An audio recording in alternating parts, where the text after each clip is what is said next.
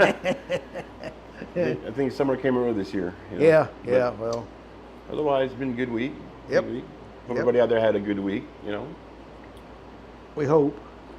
I'm fiddling with this thing because I got preoccupied. I'm going to quit fiddling, set that up there. Did you have a good week? Yes, sir. So far, so good. Did you do a bunch of dog? How's your Dobermans coming? Good. Very good. I got one here tonight. I don't know where she's out playing with a Western Shepherd buddy.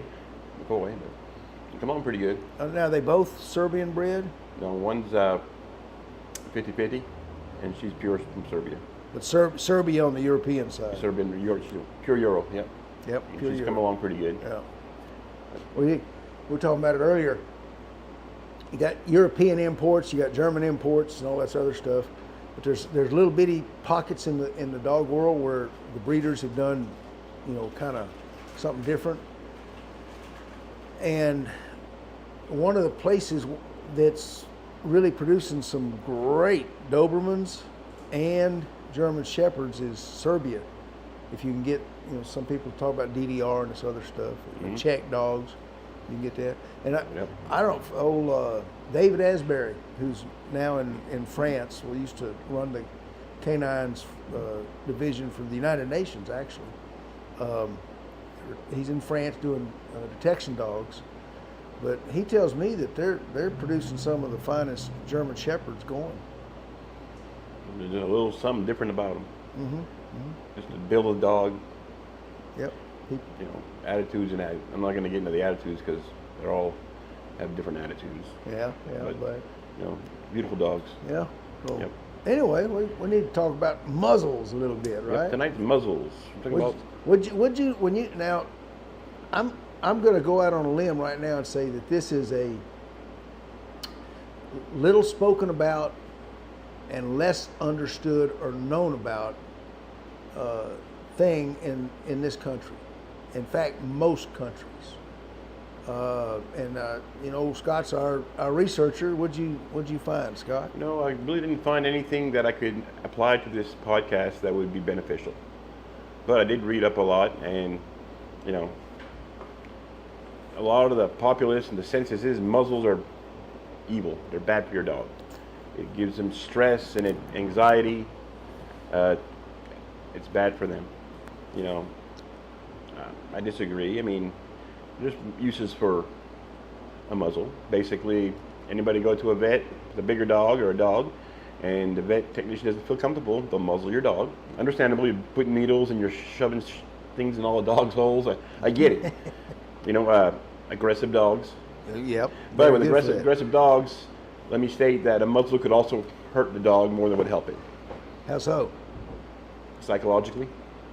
Dogs need psychological help and proper training and obedience training and actually have a trainer can figure out what's wrong with the dog. A muzzle is not an end-all, solve-all.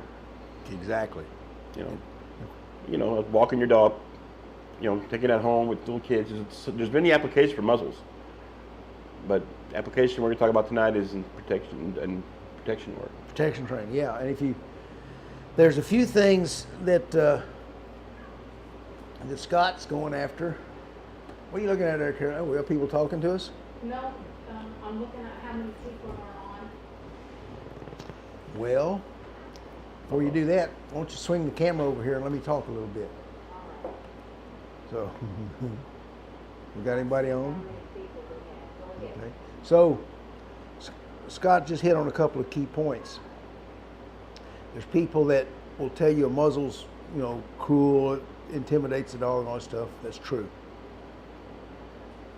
There's people that will tell you that, it's the greatest thing since sliced bread. It can be true. Mm-hmm. All of the above. But there's some subtle differences. I knew one person in North America who had taken the time and trouble to go to the only place he had ever found where they used muzzles in bite training scientifically. And he went to Germany, to the police dog school in Germany. This would have been back in the 1980s. And he spent 6 months on his own dime going through their school, learning about muzzle training. Mm-hmm. And it was enlightening to me. So they're all the things that Scott just said are true. You've got, I'm going to go over a lot of the stuff that I learned. His name is Brian Ame. He was a professor in Newfoundland. And it was 20, 25 years ago when Mr. Ame taught me. I was still right in the middle of my guard dog company and still learning a lot. So what do you got?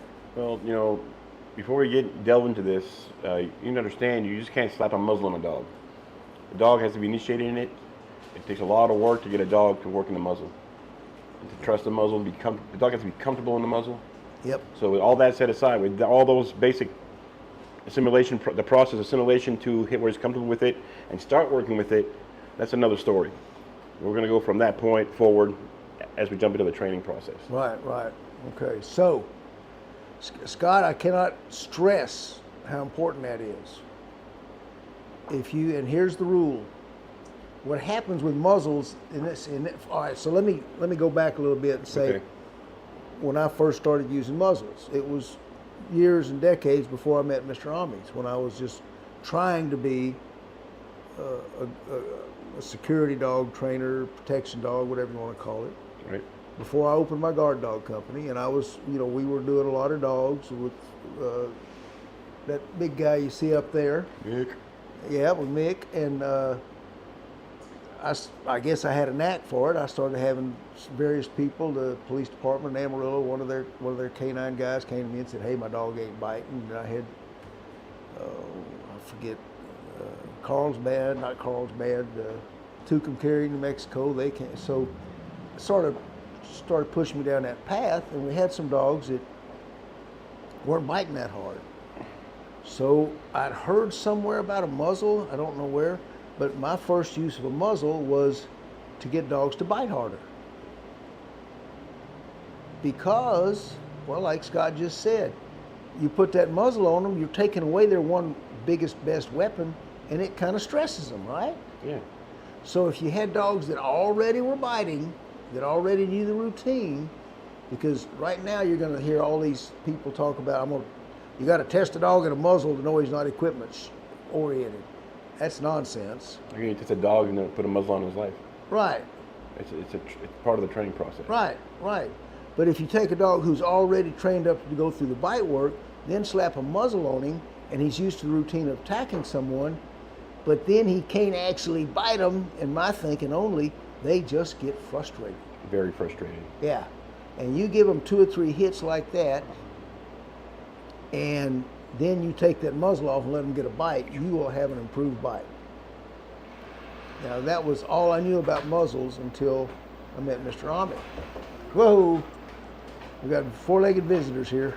Watch all the lights, cords, and everything else. Come here, buddy. Come here. So, what do we want to do about muzzles? So first you got to understand, we call it's decoys and helpers. That's what we know in sport word. When you go back to the old days, as people are fond of saying, Yeah. we didn't have a decoy or helper. We had an agitator. And when you're working a dog in a muzzle, you essentially are an agitator. You're stirring up the pot. You're not a decoy drawing him to you for the bite. You're not a helper making sure he bites good. You are stirring the dog up. And the muzzle will frustrate him. But if you're doing a good job of just really pissing him off, he don't care. So what you've done is you switched from prey drive to defense. And the advantage of defense is you bite harder. A dog in defense, I don't care how hard you think he's biting in prey drive, that's where you get a full mouth. When you kick in the defense drive with the prey drive, you get a full mouth and you get bone-breaking pressure. That's what this will do for you. That's what the muzzle is, one of the advantages. So let me just go over, this is how the system worked as I learned it from people who knew what they were doing, people who did it scientifically. First, a little more background. Mr. Ame, from what I understood, at that time supplied 60-70% of the Royal Canadian Mounted Police dogs, okay? He raised his own dogs, he trained his own dogs, and then he sold them to various police organizations, including the Mounties. Now, he had one sleeve, and when they came to look at the dogs, he would have a decoy get out on the field, and he'd send his dogs to bite the sleeve to prove that they'd bite. All of his training was done in a muzzle. He started his pups at 6 months of age with a muzzle. Right. And here's the most important thing about the muzzle. Well, I'll go into that in a minute. What he did was first start them, all his obedience routines were done with the muzzle on. The key to successful muzzle training is real simple. The dog has to be completely muzzle neutral. Right. You know, like you were just saying Don't earlier. bother 'em. Don't bother them. You want it where they're just wearing a muzzle. Yeah, you don't want them trying to peel the thing off its head and bite you. Yeah, exactly. That's why you want to test it. That's what I'm saying. That's why I say it's stupid. We'll test the equipment on the dog. Never put a muzzle on. Put them on and send them out there. The dog peels it off and almost eats their face. Yep. And I'm sure you got a few stories about that. Yeah. been there, as they say. Yeah. So, and that's definitely what happens. So for safety's sake. Now, do you think he's assimilated and he's hitting the agitator or the decoy with the muzzle on? Mm-hmm. That he knows in his head he's eventually going to be able to bite that guy, and part of the building process of that dog. I think once he gets a bite afterwards he does, but Right, but the next session. The next session he does. But you're at this point when you're working the young dogs in a muzzle and you're starting them in the muzzle without a bite. You're an agitator, you're not a decoy. Right. And you are working this dog's drives, his survival systems, so hard that he don't care. He's going to get you.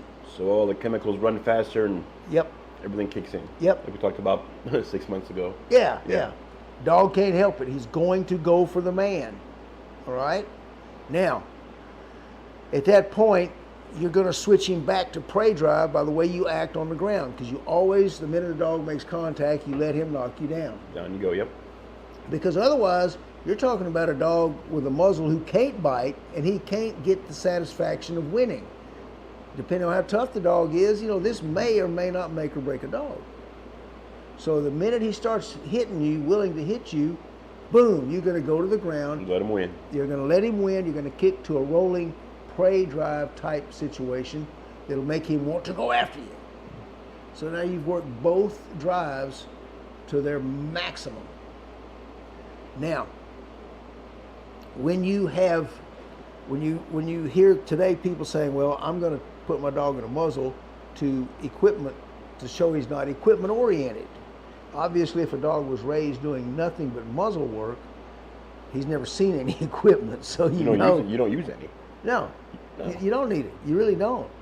So if you're going to test your dog, what I've seen a lot of YouTube videos is people say, harness or muzzle work first session, muzzle work not equipment oriented, and they take the dog and they go to the field where they always go to do their bite work, and then I've seen where the guy's wearing the scratch pants, or some of them wear a whole bodysuit, and they set up the exact same scenario where they come in just like they always come. Well, when the dog gets on his training field, he's ready for training. He knows. Yeah. They know. Yeah. You have done nothing to prove that he's not equipment oriented just because he's wearing a muzzle and hits the guy. You just showed that when he gets on his field, he gets excited. So the way you get around that is you use this system Mr. Army taught me. You start with obedience. You go take your dog out and you slowly increase his time till he's oblivious to the muzzle. One of the contracts that I had in El Paso on my guard dog company was patrolling the grounds of a hospital where they had a little hospital for the criminally insane, and they would transfer real wackos. And they also had car thieves coming over. So we patrolled, and all of our dogs had to wear muzzles. They worked 5 hours. We had 2 5-hour shifts at night. You have to get your dogs oblivious to the muzzle. Otherwise, when you go to the training field to test the dog, you're just going to the place where the dog goes to bite somebody. And the fact that he's got this stupid muzzle on just bugs him. And as Scott has said, as has happened to me, for dogs that were not completely neutralized, they'll push with their paw to get this off, and they'll hang it, if they have one, sometimes a dew claw. And unless you have one of these high dollar German basket muzzles, all of the other kind, they'll stick the dew claw in there and they will push that off the side of their muzzle, off the front of their nose. Bingo. Yeah. And it's a chilling feeling, let me say from experience, when you're underneath and all of a sudden you see that muzzle move to the side of the dog's head. Hanging off its side of its head. Yeah. How you doing? Yeah, and nothing but pearly whites. Mm. You better hope you got a handler who really knows what he's doing. He spots the danger and can get control of his dog.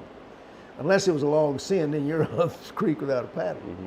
So, neutralize, if you truly want the most out of it, and let me assure you, now I'm going to go over some of the advantages of training with a muzzle. Because you can get a dog who bites harder and outs cleaner. If you have a dog who you've gotten so pumped up in prey drive that you can never get through his head to get him to release the bite, use a muzzle. If you've got a dog who's having fun, kind of half-hearted, a lot of people who buy a sleeve and catch their own dogs, the dogs never bite hard because it's never more than just a game to them. If you need to get a dog to really get defensive, to bring it that hard bite, get a muzzle. You can solve all those problems from one extreme to the other. Here's how you do it. Your dog's totally oblivious to the muzzle. If you're not sure of how tough, you have your agitator get in front of him. If he knows how to be an agitator, not a decoy. There's a difference in how you work the dogs. And we can't go into all that in this period. So you have a good agitator in front. You can read the Kohler method of guard dog training. It'll show you how to become an agitator. You work your dog like that. Now you have your dog hitting, and he wants this guy, right? So, or maybe let's say you have a customer or someone in your club whose dog isn't biting that hard. So you put him in a muzzle, and in this case you can have him on his training field, and you work him up. And he can't bite the guy, but he knocks the man off his feet. Remember, that's what you're doing with a muzzle. And if you use one of these good basket muzzles, it's got a steel bar right there, keeps this leather from getting wet and collapsing on the dog's nose, makes it easier for him to breathe, which is also why you have all this basket weave, okay? Mm-hmm. This was the creme de la creme when I was in the guard dog business, if you want to make a tough dog. So now he hits the guy, he knocks him down. The guy rolls away, handler comes back, takes control.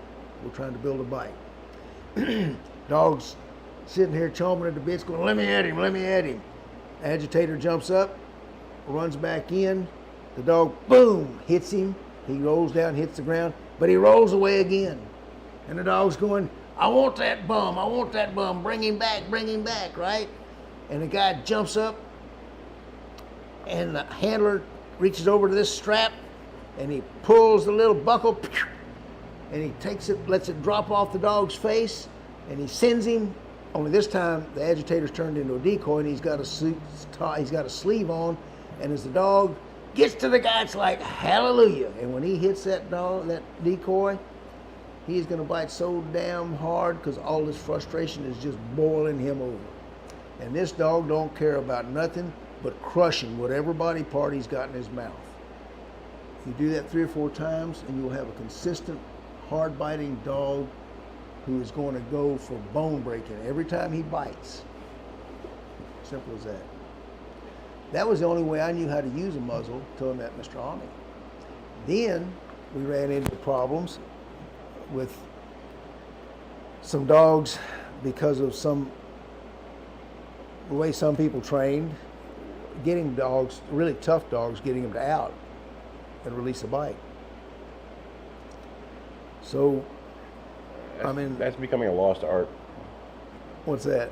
Outs. Outs? Yeah, I know. I've seen a lot of, just, they don't want the dogs out. They want to push with the bite and hold the bite. Yeah. To Bite. me, you need to control your dog. Yes. You always clean your gun out, take it apart, reel the bullets in. You got a safety on there for a reason. Oh, that's true. Good point. But that's a whole nother topic we're talking about. But outing a dog it's a big deal. And That's I huge. believe that this is one of the key factors. If your dog going out, because I've got one, he just loves to bite, but he don't want to let go. So he's right there. Anyway, Yeah. you know, Well, and so all you got to do is put your muzzle on. But again, these dogs need to be muzzle neutral. You don't want them associating inability to get the guy with the muzzles. basically you're saying is don't put a muzzle on a dog and send him after That's a it. agitator. That's it. That's You know. that's really the key. Bottom line. you know. Muzzle neutral. So now you got you put him on the field. You got the muzzle on him. You had the bad guy jump out from behind the car and go boo, and come in, pump him up a little bit, really agitate him good. Let him hit the man, and the man's rolling. He freezes, and the dog's just pounding him because this is kind of how they'll do it. And you need a muzzle this large. Y'all can see the inside of this, because what you want in this muzzle is freedom for the dog to open his jaws and bite down. You don't want to constrict his. Right. You want him physically going through the motions of biting. Okay. One, I forget who it was. One of the trainer slash equipment makers, sellers in this country, made a muzzle that had a bite, little protrusion on the inside, so they could bite down on that bite bar, we'll call it. And he touted that as, the greatest thing ever, because now your dog hits and he bites and he actually gets a reward. And I got a muzzle, of course. I tried everything. And guess what? Defeats the purpose of muzzle work. Thanks, Scott. Why would you give something to some? Why would you give a dog something that you're trying to take away to get him to do something different, and he's going to get it inside the muzzle? So it's not Right. working. Right. So that didn't work. Yeah. That didn't work. Good idea though. Yeah. I can't remember who did it, and I couldn't say his name now if I did. Me either. I don't remember. So, teach your dog to out, you're going to get him all pumped up. He's going to hit that agitator. Boom. He's going to knock him to the ground. He's going to go after him. You're going to run up. You're going to have your dog, if you turn him loose, which, by the way, sins don't really have a productive place that I know of in muzzle training. You can pretty well do it all on leash. But he knocks the man down, and your agitator on the ground is giving the dog an extra fight. There's right and wrong ways to fight a dog when you're on the ground to increase the intensity of the bite and the dog's fight. So your agitator is going through all the proper motions to just really get this dog totally pumped. You step up to your dog, you give him your release command, out, sit. He can't hold on. There's no fight. There's no conflict. It's, hey, I ain't got him no more. And you say sit, and the dog goes, okay. And then you reach down, pop this thing off, and that agitator jumps up and gives him that reward bite. And you do that 3 times, and I don't care how crazy your dog was. When he hears you say out and sit, he's going to go, damn right, because he's getting this thing off of me, and I get to taste that dude. Yep. So now you've got a dog that bites harder and controls better, all with the use of this little tool, and the extra time you put in making sure your dog is muzzle neutral. That's the key. Absolutely. Yep. What else you think? Anything? Start getting a little short on time and really start anything else. Don't start anything else? Well, I always want to start something. you want to start something? No. But like you said, recapping, you just don't throw a dog in the muzzle. Right. Don't recommend taking their dogs. Since someone tells you, well, your dog's equipment happy, well, it's all he's done. All he knows is sleeve's a sleeve. There's some cases out there where some dogs, they don't give a darn about, but special cases, Right. like our dogs, but your special cases, If you and I see the term old school used a lot. It's not old school. It's just it's an art. It's all going. Everything nowadays is push, fast, flashy. Right. It's not really about that. It's about the basics and building a dog, and It's getting to be a lost art, and everybody has their idea of what's right and what's wrong. Right. No one's perfect. Right. Tried and true though, but I've been training dogs for a long time. A lot longer than I've been around. A lot longer than you've been around too. You know. Yeah. Yeah. Tried and true. Yep. And that's, you know, if you're the biggest problem that I see is the fact that there's just, well, I'll tell you, there's a gentleman named Appy Camps. He was one of the better trainers the world's ever known out of Holland with the KNPV.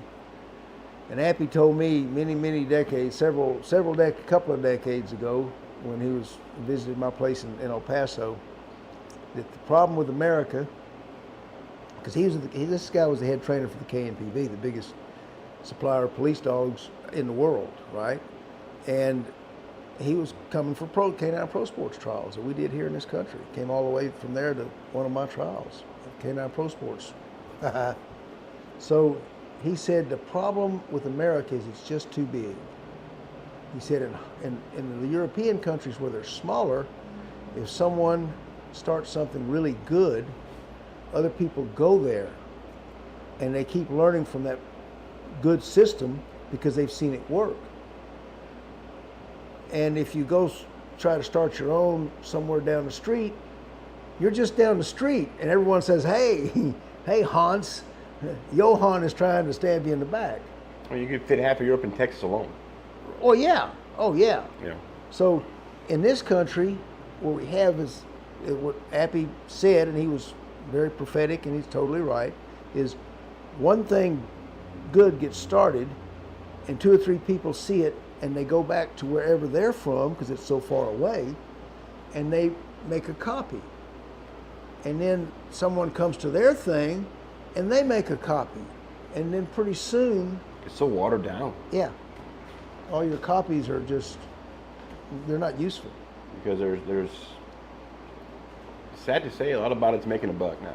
It's not really about the dogs. That's No. what it's all about. Right, right, It's about making a buck. right. Get them a little something, give them something to gnaw on, and send them out the door. And that's, 'Cause people aren't educated on dogs the way they should be, Nope. especially in protection work. You know, yeah, especially in protection. and, you know, now you got all these TikToks and all this video now, and everybody wants to be fast and flashy, and that's great. You get a dog to do something, that's great. Yeah. But I guarantee you, it took you 15 shots to get that one exposure of that dog. Oh yeah.